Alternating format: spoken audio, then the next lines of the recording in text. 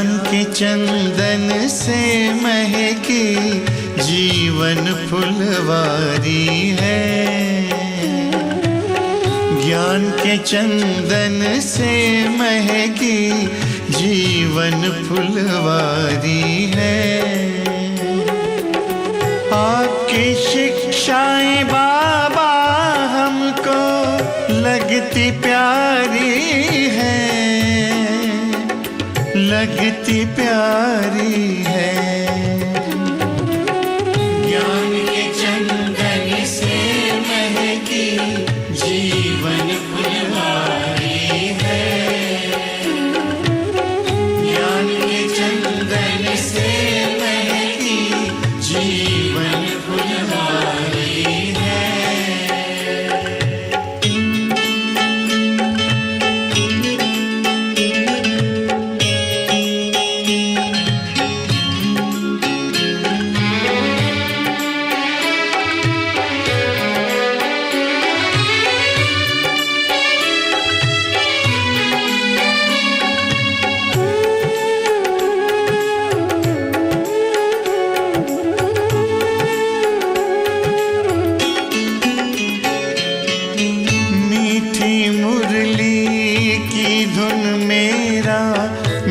आनंदित करती है, पावनता की खुशबू मन को सुख शांति से भरती है।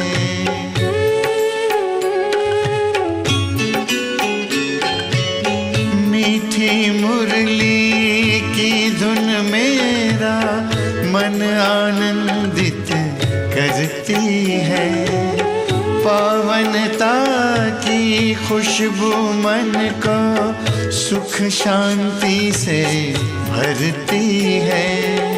ज्ञान सूर्य की किरणों से हुई बगिया उजियारी है, बगिया उजियारी है।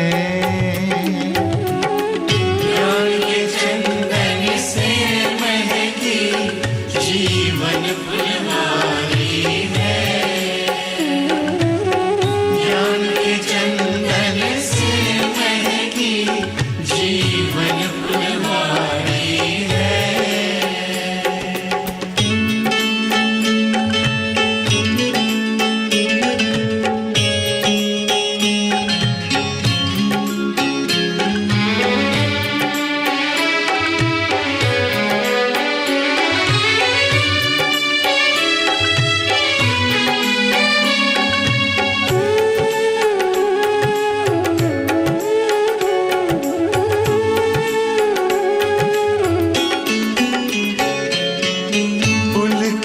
पुलकित हो गया दिल आपसे जब हम मिले, शीतल शीतल नयन हो गए, शांति के तब फूल खिले।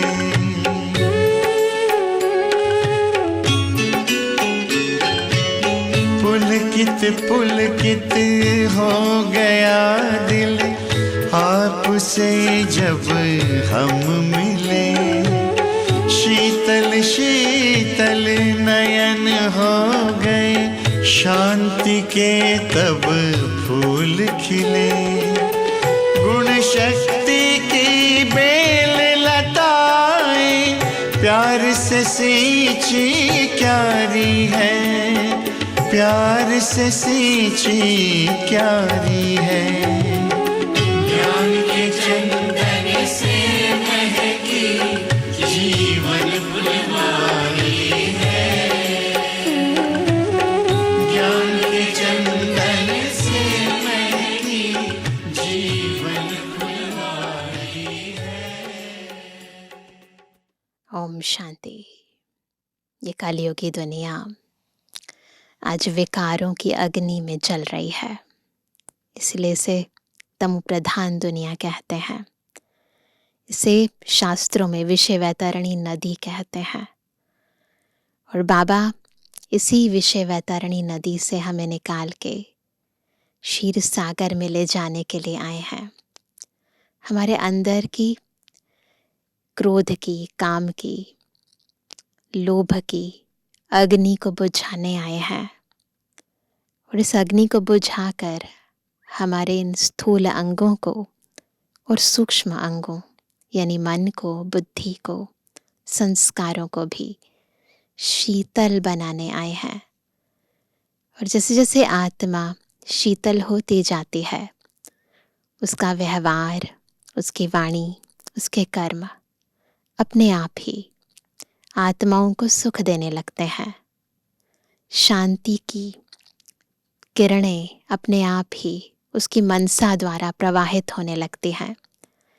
तो आज की मुरली भी हमें ऐसे ही ईश्वरीय संग के रंग से कैसे अन्य आत्माओं को रंगना है, कैसे आंतरिक शीतलता से वातावरण को भी शीतल बनाना है, वो शिक्षा दे रही है। सुनते हैं बाबा के मधुर महावाक्य। आज 24 तारीख है, 24 मार्च 2025।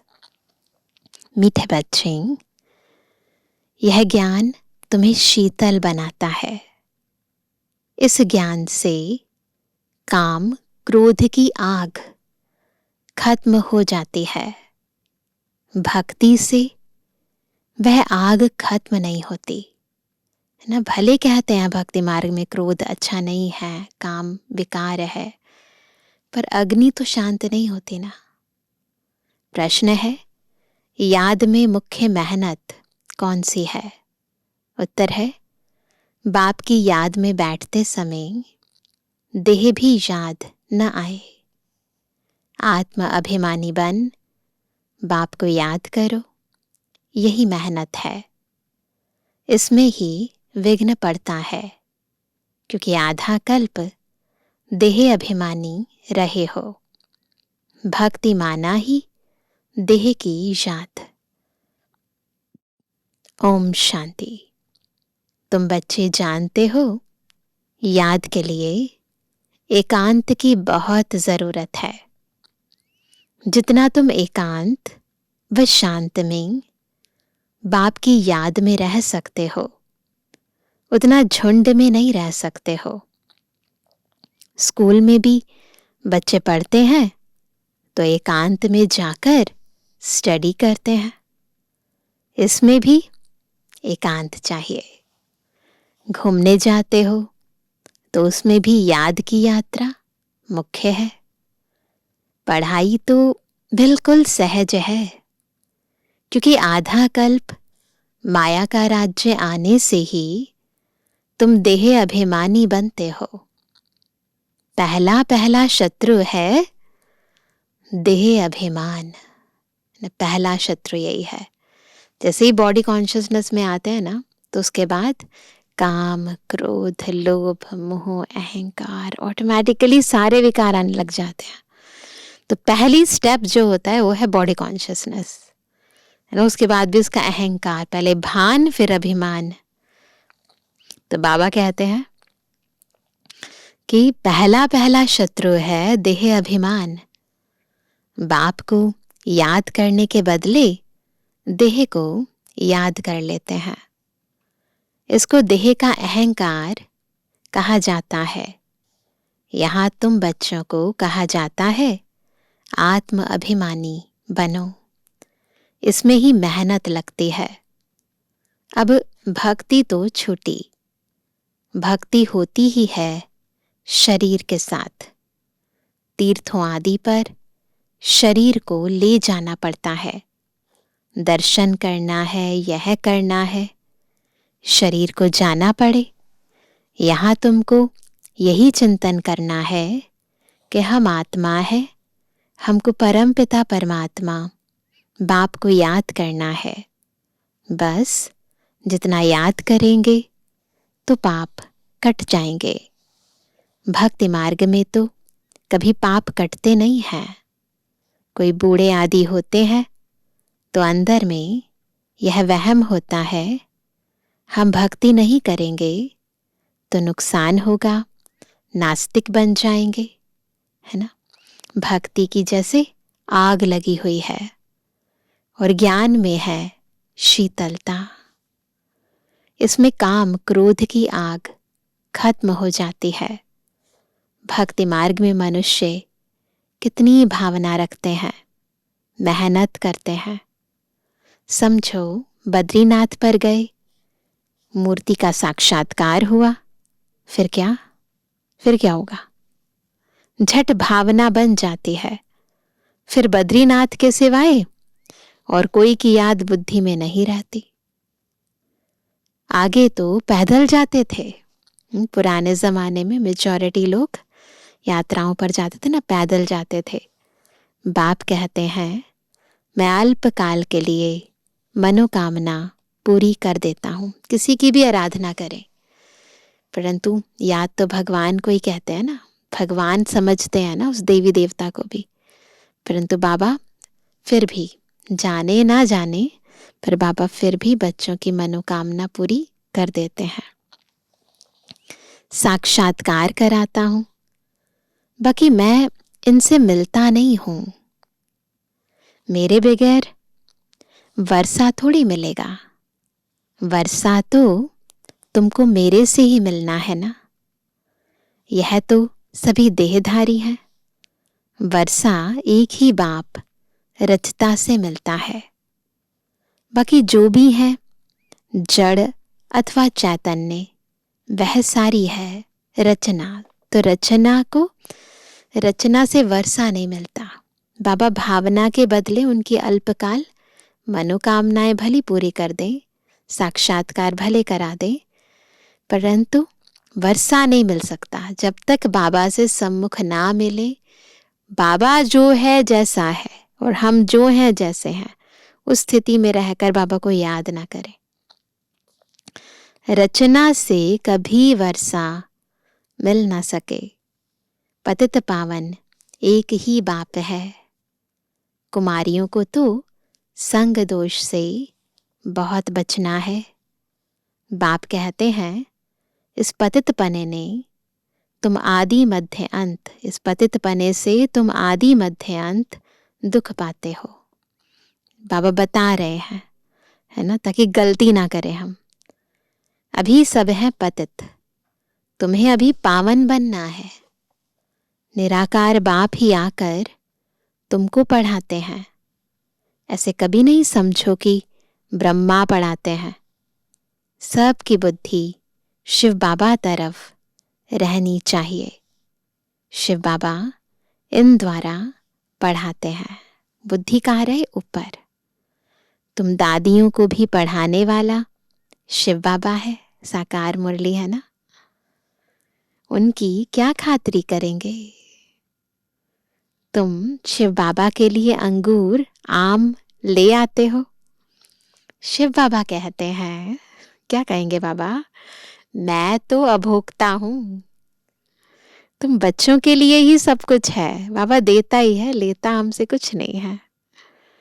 भक्तों ने भोग लगाया और बांट कर खाया। बाबा ने थोड़ा खाया, बाबा ने तो नहीं खाया ना। भक्तों ने भोग लगाया और खुद ही बांट कर खाया। मैं थोड़ी खाता हूं। बाप कहते हैं मैं तो आता ही हूं तुम बच्चों को पढ़ाकर पावन बनाने। पावन बनकर तुम इतना ऊंच पद पाएंगे।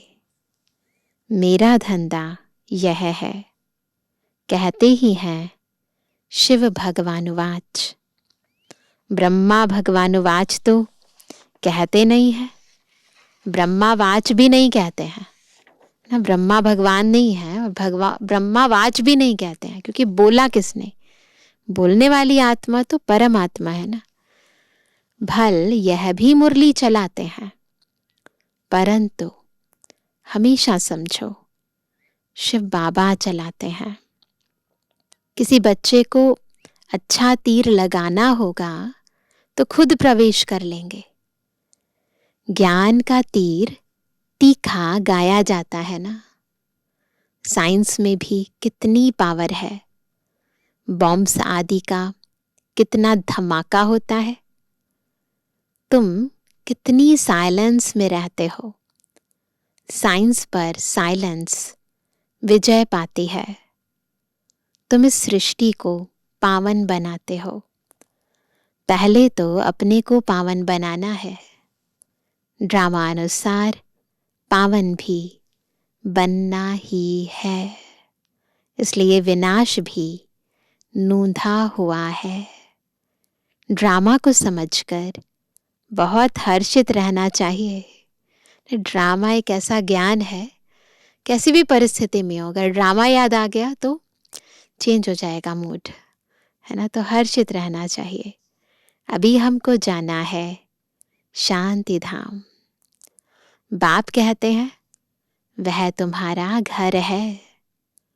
घर में तो खुशी से जाना चाहिए ना। इसमें देही अभिमानी बनने की बहुत मेहनत करनी है। इस याद की यात्रा पर ही बाबा बहुत जोर देते हैं। इसमें ही मेहनत है। बाप पूछते हैं चलते फिरते याद करना सहज है या एक जगह बैठकर याद करना सहज है। भक्ति मार्ग में भी कितनी माला फेरते हैं, राम राम जपते रहते हैं, फायदा तो कुछ भी नहीं, इतना सब कुछ करते हैं। बाप तो तुम बच्चों को बिल्कुल सहज युक्ति बतलाते हैं। क्या? भोजन बनाओ, कुछ भी करो, बाप को याद करो।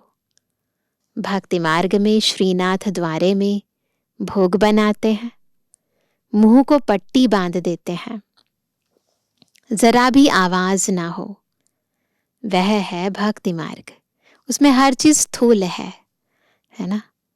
तुमको तो बाप को याद करना है। वो मुंह पर वैसे पट्टी बांधते हैं कि बात ना करें आपस में, लेकिन हमें तो वैसे ही अपनी आत्मिक स्थिति में रहना है, साइलेंस में रहना है। तो भाव वही है, लेकिन उन्होंने स्थूल रूप में कर दिया है। तुमको तो बाप को याद करना है। वो लोग इतना भोग लगाते हैं, फिर वह कोई खाते थोड़ी हैं। क्या करते हैं? पंडे लोगों के कुटुंब होते हैं, वह खाते हैं। तुम यहाँ जानते हो हमको शिव बाबा पढ़ाते हैं। भक्ति में थोड़ी ये समझते हैं कि हमको शिव बाबा पढ़ाते हैं। कभी समझा? कभी भी नहीं। भल शिव पुराण बनाया है, परंतु उनमें शिव पार्वती, शिव शंकर सब मिला दिया है। वह पढ़ने से कोई फायदा नहीं होता है ना। आत्मा में कोई परिवर्तन नहीं होता है। आत्मा पतित से पावन नहीं बनती है, उसमें दिव्यता नहीं आती है, अच्छी धारणाएं नहीं होती हैं। तो कोई परिवर्तन अगर नहीं हो रहा तो कोई फायदा नहीं है। हर एक को अपना शास्त्र पढ़ना चाहिए। भारतवासियों की है एक गीता, क्रिश्चियन की बाइबल एक होती है। देवी देवता धर्म का शास्त्र है गीता। उसमें ही नॉलेज है, नॉलेज ही पढ़ी जाती है। तुमको नॉलेज पढ़नी है। लड़ाई आदि की बातें जिन किताबों में है, उससे तुम्हारा कोई काम ही नहीं है। ये हमारे लिए सबसे इम्पोर्टेंट है। ये गीता, यही हमारा शास्त्र है, यही हमें परिवर्तन करने वाला है। तो इसीलिए केवल यही पढ़ना, इसके अलावा बाकी सब चीजें नहीं। हम हैं योग बल वाले, फिर बाहुबल वालों की कहानियां क्यों सुने। सुनते हैं ना अक्सर बाहुबल वालों की कहानियां। बाबा कहते हैं कि उनकी जरूरत नहीं है, हम तो योग बल वाले हैं ना। तुम्हारी वास्तव में लड़ाई है नहीं। तुम योग बल से, स्थूल लड़ाई नहीं है हमारी, लेकिन हम योग बल से 5 विकारों पर विजय पाते हो। तुम्हारी लड़ाई है 5 विकारों से। वह तो मनुष्य मनुष्य से लड़ाई करते हैं, तुम अपने विकारों से लड़ाई लड़ते हो। कहते ना, आत्मा अपना ही मित्र अपना ही शत्रु है। तो हम अपने अंदर जो ये रावण प्रवेश हो चुका है, इससे लड़ते हैं ईश्वरीय श्रीमत द्वारा, ईश्वरीय ज्ञान द्वारा, ईश्वरीय योग द्वारा। यह बातें सन्यासी आदि समझा ना सकें। तुमको कोई ड्रिल आदि भी नहीं सिखलाई जाती है। वो जो स्थूल एक्सरसाइज करते हैं, ड्रिल करते हैं ना, जैसे मिलिट्री वाले करते हैं, वो भी नहीं सिखाई जाती। तुम्हारी ड्रिल है ही एक, तुम्हारा है ही योग बल। बाबा को याद करना, मन बुद्धि ऊपर बाबा में लगाना, फिर नीचे आना। यही है हमारी ड्रिल। याद के बल से 5 विकारों पर जीत पाते हो। यह 5 विकार दुश्मन है। उनमें भी नंबर 1 है देह अभिमान। बाप कहते हैं तुम तो आत्मा हो ना, है ना। कौन हो? तुम तो आत्मा हो ना। तुम आत्मा आती हो, आकर गर्भ में प्रवेश करती हो। मैं तो इस शरीर में विराजमान हुआ हूं, गर्भ धारण नहीं करते, वो तो विराजमान हो गए हैं। मैं कोई गर्भ में थोड़ी आता हूं। मैं कोई गर्भ में थोड़ी जाता हूं। सतयुग में तुम गर्भ महल में रहते हो, फिर रावण राज्य में गर्भ जेल में जाते हो। मैं तो प्रवेश करता हूं। इसको दिव्य जन्म कहा जाता है। ड्रामा अनुसार मुझे इसमें आना पड़ता है। इनका नाम ब्रह्मा रखता हूं, क्योंकि मेरा बना है ना। एडॉप्ट होते हैं तो नाम कितने अच्छे अच्छे रखते हैं। एडॉप्ट करते हैं ना तो नाम बड़े अच्छे रखते हैं। फिर तुम्हारे भी बहुत अच्छे अच्छे नाम रखे ना। जब बाबा थे तो संदेश पुत्रियों के द्वारा बाबा ने बच्चों के बहुत सारे अच्छे अच्छे नाम रखे, जो हमारी दादियों के रखे हैं ना, है ना। प्रकाशमणि दादी जी, तो उनका नाम प्रकाशमणि थोड़ी ना था, ये तो बाबा ने रखा ना। कितना सुंदर नाम है।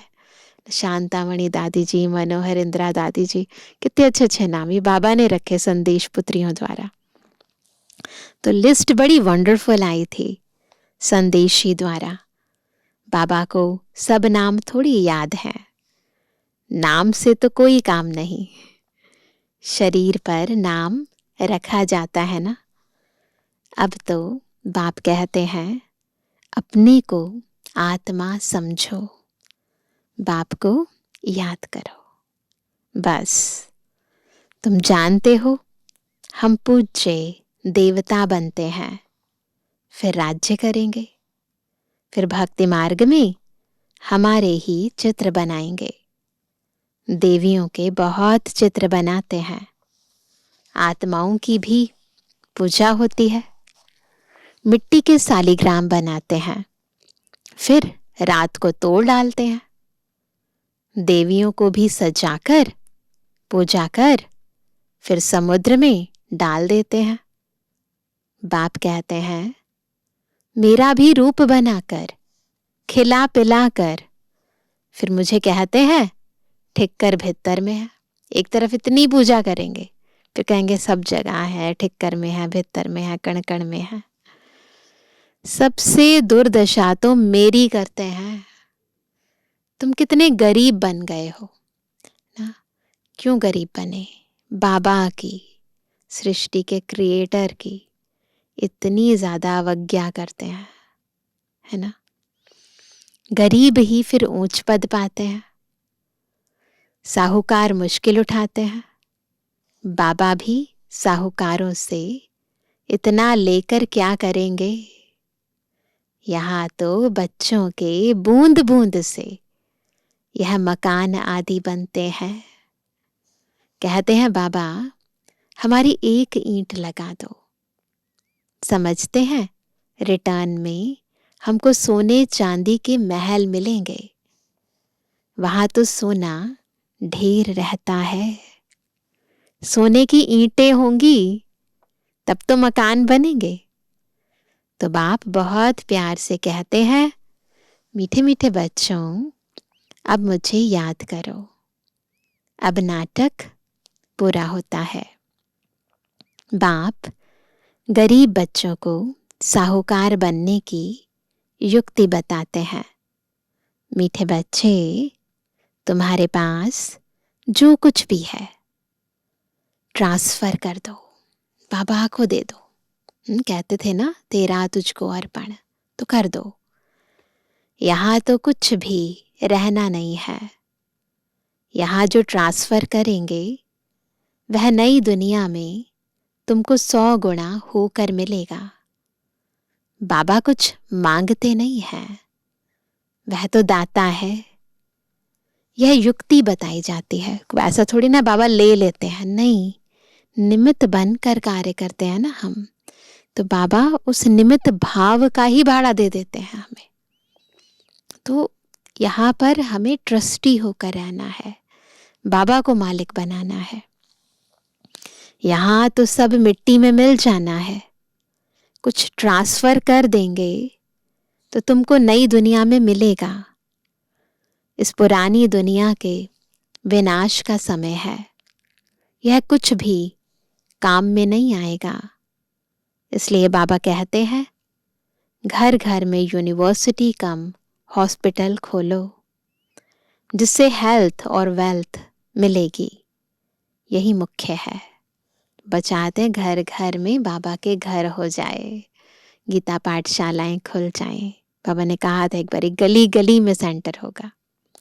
अच्छा मीठे मीठे के लिए जवानी बच्चों पे जुबानी बाप दादा का दिल जान सको प्रेम से नंबरवार प्रसाद अनुसार यादगार और बुलवानी। हम रूहानी बच्चों की रूहानी बाप दादा को गुड मॉर्निंग, नमस्ते नमस्ते नमस्ते। अभी सुनते हैं रात्रि क्लास 12 मार्च 1968 की वाणी है। रात्रि क्लास है। इस समय तुम गरीब साधारण माताएं पुरुषार्थ करके ऊंच पद पा लेती हो। यज्ञ में मदद आदि भी माताएं बहुत करती हैं। पुरुष बहुत थोड़े हैं जो मददगार बनते हैं। माताओं को वारिस पने का नशा नहीं रहता। वह बीज बोती रहती, अपना जीवन बनाती रहती। दुनिया में भी बहनों को इतना प्रॉपर्टी का नहीं होता है, भाइयों को ज्यादा होता है। तुम्हारा ज्ञान है यथार्थ, बाकी है भक्ति। रूहानी बाप ही आकर ज्ञान देते हैं। बाप को समझें तो बाप के वर्षा, तो बाप से वर्षा जरूर लेवे। अगर बाबा को समझे ना तो बाबा से वर्षा जरूर लेंगे, पुरुषार्थ भी करेंगे और प्रारब्ध भी पाएंगे। तुमको बाप पुरुषार्थ कराते रहते हैं, समझाते रहते हैं। टाइम वेस्ट मत करो। बाप जानते हैं कोई अच्छे पुरुषार्थी हैं, कोई मीडियम, कोई थर्ड। बाबा से पूछें तो बाबा झट बता दे तुम फर्स्ट हो या सेकंड हो या थर्ड हो। किसको ज्ञान नहीं देते हो तो थर्ड क्लास ठहरे। सबूत नहीं देते तो बाबा जरूर कहेंगे ना। भगवान आकर जो ज्ञान सिखलाते हैं वो फिर प्रायलोप हो जाता है। यह किसको भी पता नहीं है। ड्रामा के प्लान अनुसार यह भक्ति मार्ग है। इनसे कोई मुझे प्राप्त कर नहीं सकता। सतयुग में कोई जा नहीं सकता। अभी तुम बच्चे पुरुषार्थ कर रहे हो। कल्प पहले मिसल जितना जिसने पुरुषार्थ किया है उतना करते रहते हैं। बाप समझ सकते हैं अपना कल्याण कौन कर रहे हैं।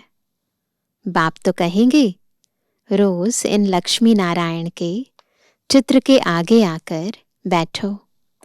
बाबा आपकी श्रीमत पर यह वर्षा हम जरूर लेंगे। आप समान बनाने की सर्विस का शौक जरूर चाहिए।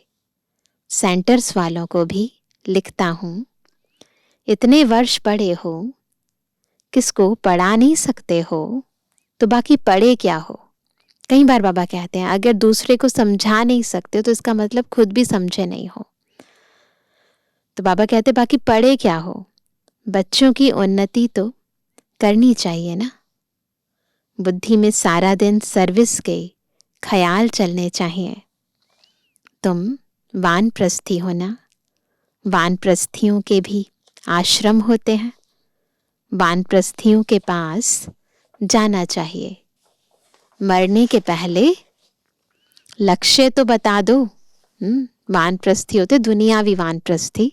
वैसे तो बाबा सबको वानप्रस्थी कहते हैं, लेकिन जो एज के हिसाब से बुजुर्ग हो गए हैं तो बाबा कहते हैं उनको भी बताओ कि मरने से पहले उन्हें लक्ष्य तो दे दो।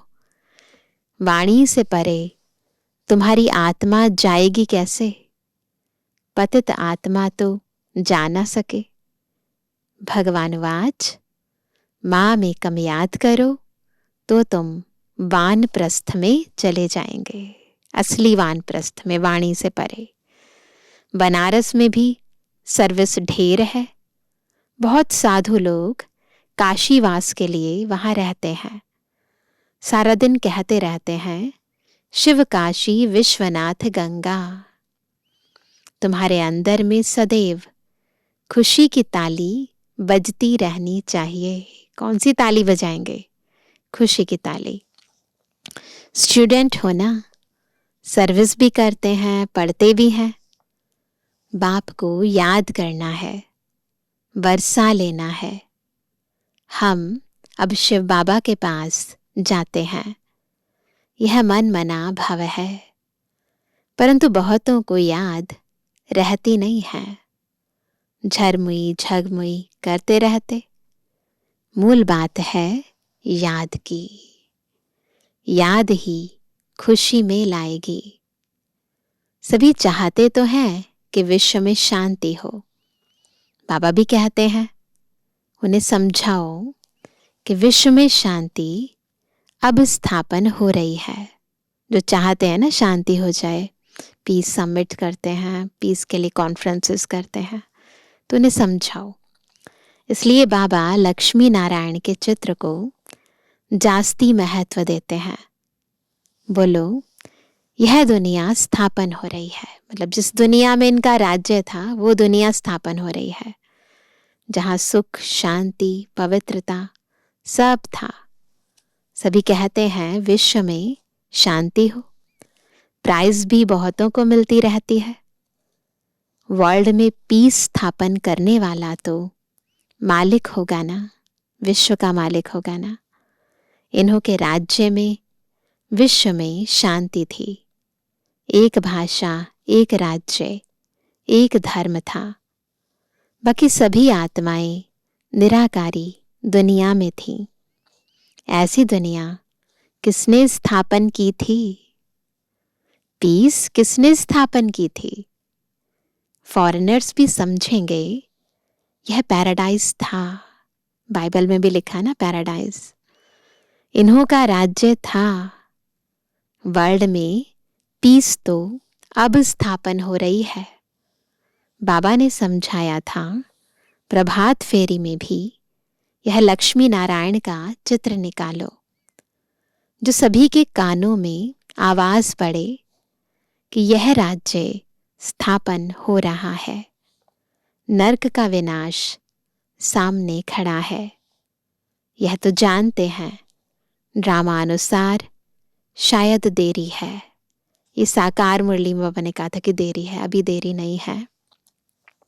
बड़े बड़ों की तकदीर में अभी नहीं है। बाबा ने कहा अभी बड़ों बड़ों की तकदीर में नहीं है, लेकिन अब तो देखो कई लोग चले अभी तो बाबा के ज्ञान में, बड़े बड़े ओहदों वाले भी। तो बाबा कहते हैं फिर भी बाबा पुरुषार्थ कराते रहते हैं। ड्रामा अनुसार सर्विस चल रही है। अच्छा, गुड नाइट। सुनते हैं धारणा के लिए मुख्य सार। पहला, संग दोष से अपनी बहुत बहुत संभाल करनी है। कभी पतितों के संग में नहीं आना है।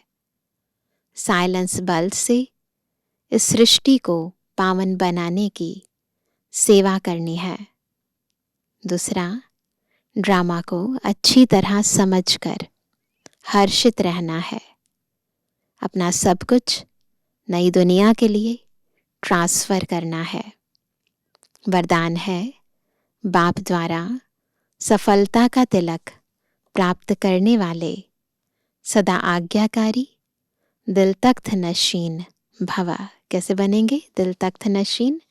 जब बाबा के द्वारा सफलता का तिलक प्राप्त करेंगे। भाग्य विधाता बाप रोज अमृत वेले अपने आज्ञाकारी बच्चों को सफलता का तिलक लगाते हैं। आज्ञाकारी ब्राह्मण बच्चे कभी मेहनत व मुश्किल शब्द मुख से तो क्या संकल्प में भी नहीं ला सकते हैं। वह सहज योगी बन जाते हैं। इसलिए कभी भी दिल शिकस्त नहीं बनो। कभी भी ऐसा ना लगे कि हम हार मान लिया। नहीं, दिल शिकस्त मत बनो, लेकिन सदा दिल तख्त नशीन बनो, रहम दिल बनो, अहम भाव और वहम भाव को समाप्त करो। स्लोगन है, विश्व परिवर्तन की डेट नहीं सोचो, स्वयं के परिवर्तन की घड़ी निश्चित करो। ये मत सोचो दुनिया कब बदलेगी, जब मैं बदलूंगा मेरे लिए दुनिया बदल जाएगी। अभी सुनते हैं आज का व्यक्त इशारा। सत्यता और सभ्यता रूपी कल्चर को अपनाओ। जो प्यूरिटी की पर्सनालिटी से संपन्न रॉयल आत्माएं हैं, उन्हें सभ्यता की देवी कहा जाता है। उनमें क्रोध विकार की इम्प्योरिटी भी नहीं हो सकती।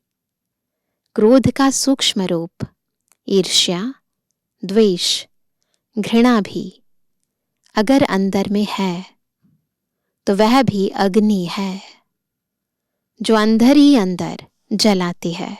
क्या?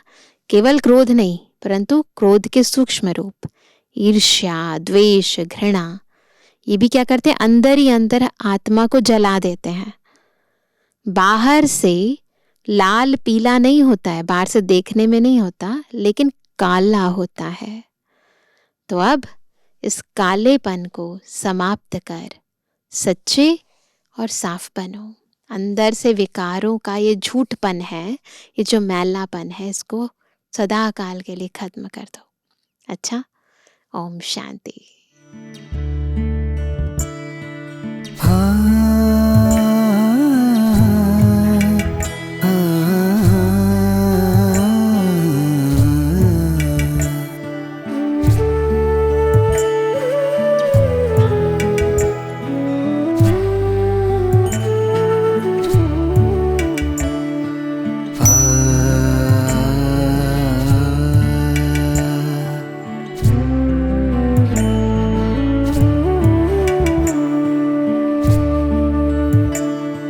बाबा ओ बाबा तुम आए हो। बाबा ओ बाबा तुम आए हो।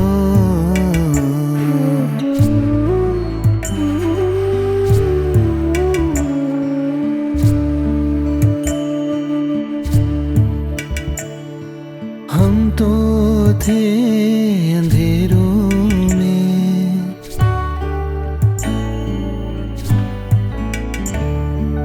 हम तो थे अंधेरों में, कलयुग के उन गलियों में तुम आकर हमें जगाते हो, जीवन मुक्ति दिलाते हो। बाबा ओ बाबा तुम आए हो। बाबा ओ बाबा तुम आए हो।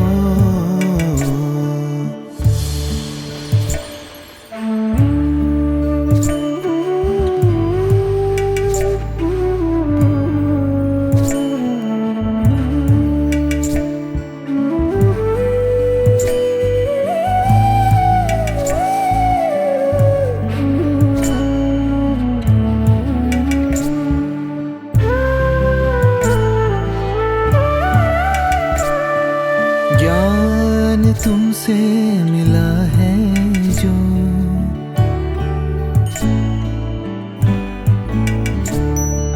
ज्ञान तुमसे मिला है जो, तेरे दिल में ही रहना है, तेरे कदमों पे हमको चलना है, तुम सा हमें जो बनना है।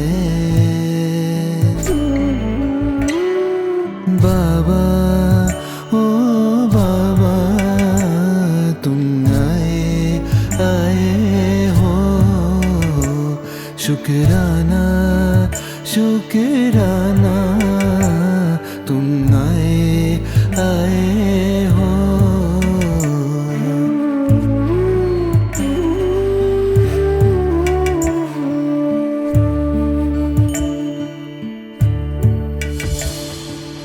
अपना वादा पूरा कर,